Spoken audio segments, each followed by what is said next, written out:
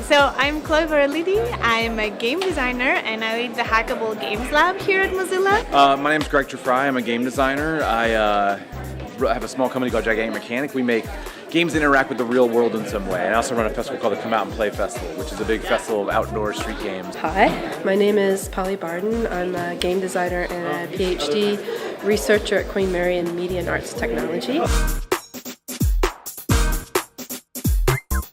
When we think of the web, we think of it as a remixable place, right? You can share things on the web, you can fork code, you can hack it in a sense. But when we think of games, they're actually pretty closed systems.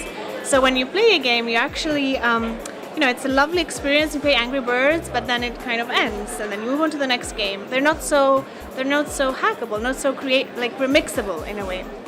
So what we want to do with hackable games is open games so that players can actually start thinking as makers of games. The way I think of games as being hackable is that games are composed of small mechanics, right? They're like little bits and pieces of rules. So you have the rules for tag and the rules for dodgeball and or the rules for a platformer like Super Mario. And you can take those mechanics and combine them in different ways. Like once you pull them apart, like once you learn to pull apart a game, and not just from a code perspective, but from a rule perspective, and say like, oh, that's a really interesting mechanic, like that, dodgeball. Like, what if I combine that with capture the flag? And so you kind of rebuild the games using all the different mechanics in this different, interesting way. I would say it's more a method than a thing. About any game would be hackable. I think what would be to me what's interesting is most people, when they think about hackable games, are talking video games or in the digital realm. What I like are games that are taken into the real world. So like Pac-Man was taken and turned into a real-world game in New York in 2004 called Pac-Manhattan. To me, that's a great example of hacking a digital game and blowing up in a big format. Or playing with the city and hacking the city and turning it into a game board. So for me, hackable games are bringing things out of the digital realm into the real world. The other thing that we really want people to think about when we talk about hackable games as we start to build this idea, as we start to build this community, is how can games be learning vehicles? And if you actually think of games, they're fantastic learning engines. Hackable games or games in general, encourage people to get involved in coding from their very base level, right? Like writing rules is like writing old-fashioned code, right? It's code. It's for software that runs in people's brains.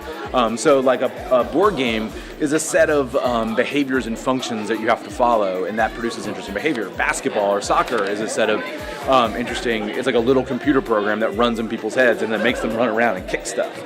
And so learning how those things work, learning just even the basics of learning rules or even physical play, actually informs a lot about how you would think about a computer system operating or writing a piece of software. From the digital realm, things like Scratch, there's GameStar Mechanic, which is a GUI interface design. Then there's, I believe, things like Thimble and other platforms. These are all great for people, particularly children, to understand. It's not a box, it's not accessible to them, but they can play a game, learn it, and then decide what they did and didn't like about it and go in and reprogram it and replay it with their friends. When you start to play a game, what happens is that you're really bad at it. So you play the game, you kind of fail 100 times, and then you kind of level up and you start learning how to play it and how to master what the game wants to teach you and become better and better at it.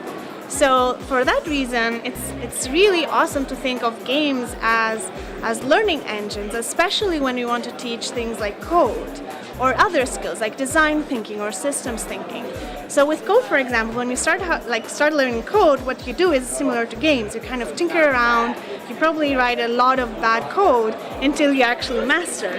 I hack my game through Scratch, and then that leads me to Python, that leads me to JavaScript, to Java, to C++.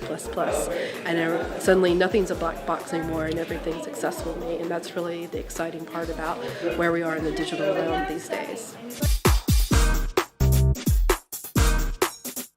Okay, thank you. You're welcome. No problem. Anytime.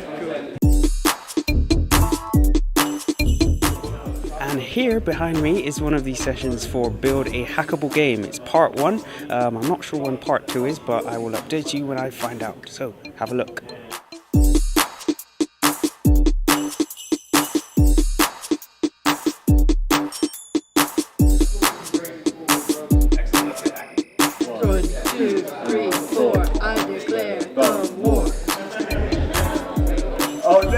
You're right. See?